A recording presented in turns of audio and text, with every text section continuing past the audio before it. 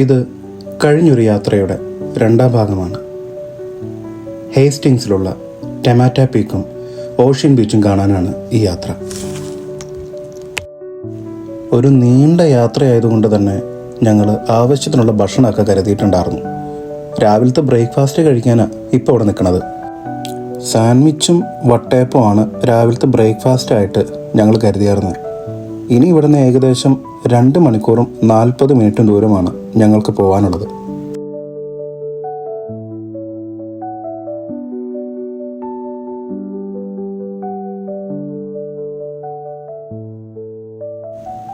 ദാ ഈ വരിവരിയായി പോകുന്ന പശുക്കളെ കണ്ടോ?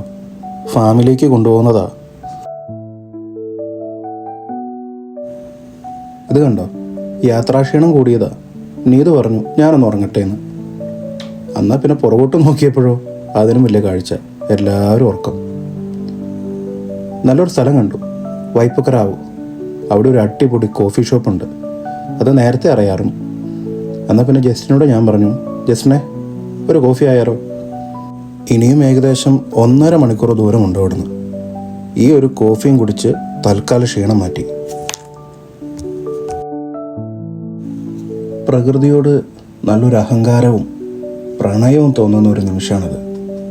ഈ ടൊമാറ്റോ പീക്ക് നിങ്ങളിത് കണ്ടോ? എന്ത് രസമുള്ള കാഴ്ചയാണെന്നറിയാമോ? നിവിൻ പോളി ആ സിനിമയിൽ പറഞ്ഞതുപോലെ ചുറ്റുമുള്ളതൊന്നും കാണാൻ പറ്റില്ല. അടിപൊളി ഒരു സീൻ. ഇതൊരു കൊടുമുടിയാണ്. ഹോക്സ് ബേ എന്ന സ്ഥലത്തുള്ള ഒരു കൊടുമുടി. അഡ്വഞ്ചറായ പല ആക്ടിവിറ്റീസും നടക്കുന്ന ഒരു കൊടുമുടിയാണിത്. പാരാ റൈഡിങ്, മൗണ്ട് ബൈക്കേഴ്സ്, കുന്നിൻ്റെ മുകളിൽ നിന്നും താഴത്തേക്ക് മൗണ്ട് ബൈക്കേഴ്സിൻ്റെ ഒരു യാത്രയുണ്ട്. സാഹസികത നിറഞ്ഞ ആ യാത്ര നമ്മളെ തന്നെ പേടിപ്പെടുത്തും. കണ്ടു നിൽക്കുന്ന നമ്മുടെ ഹൃദയമിടിപ്പ് കൂടും.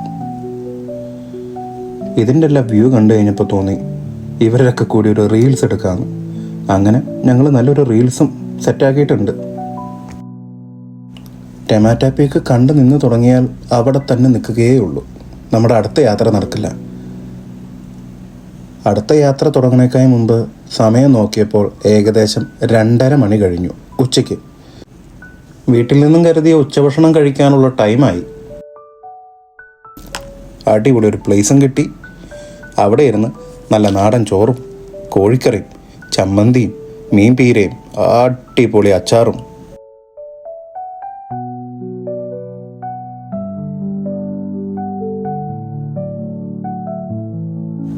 എല്ലാവരും ഭക്ഷണം കഴിക്കുന്ന തിരക്കിലാണ് കേട്ടോ. തിരിഞ്ഞു നോക്കിയപ്പോൾ പെൺപടകളൊക്കെ ഭക്ഷണം കഴിച്ചു തുടങ്ങിയിട്ടേ ഉള്ളൂ. ഭക്ഷണം കഴിച്ചു കഴിഞ്ഞ് ഇനിയുള്ള യാത്ര നേരെ ഓഷ്യൻ ബീച്ചിലോട്ട്. പോകുന്ന വഴിക്ക് നിറയെ ആപ്പിൾ മരങ്ങളും ഓറഞ്ച് തോട്ടങ്ങളൊക്കെ കണ്ടു. ആദ്യം പറഞ്ഞ പോലെ പ്രകൃതിയോട് പ്രണയവും അഹങ്കാരവും തോന്നിയ മറ്റൊരു നിമിഷം. ഈ വഴിയോരത്ത് നിൽക്കുന്ന മരങ്ങൾ കണ്ടോ? ഒന്നിനൊന്ന് കൂട്ടായി തീർന്നു. എന്തു രസമാണെന്നോ ആ കാഴ്ച കാണാനായിട്ട്.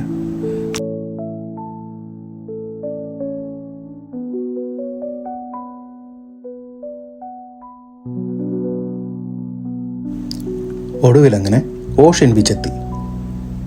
ഇനിയുള്ള കാഴ്ച അതിമനോഹരമായ മറ്റൊന്നാണ്. നീല നിറമുള്ള കടല്.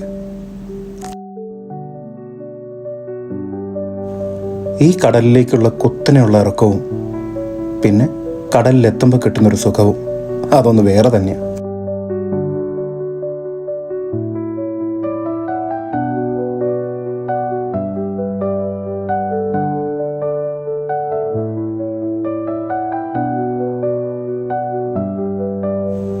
കടലിലെ കുളി അതൊരു 1.5 കുളി തന്നെയാണ്. മാക്സിമം ഞങ്ങളെല്ലാവരും ഈ ട്രിപ്പ് അടിച്ചു പൊളിച്ചു. കുട്ടികളും ഹാപ്പി, ഞങ്ങളും ഹാപ്പി.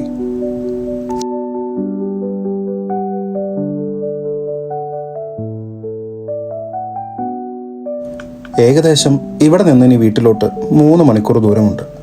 എന്നാൽ പിന്നെ തിരിച്ചു പോയേക്കാൻ തീരുമാനിച്ചു. പോകുന്ന വഴിക്ക് പ്രകൃതി തന്ന മറ്റൊരു വിസ്മയം. ഈ കാഴ്ചകളൊക്കെ കണ്ട് ഇനി ഞങ്ങളുടെ വീട്ടിലേക്ക് ദൂരം കുറഞ്ഞു. വീടെത്താറായി. അപ്പം പിന്നെ ഇനി നമുക്ക് എൻ്റെ അടുത്ത യാത്രയിൽ കാണാം. ബായ്.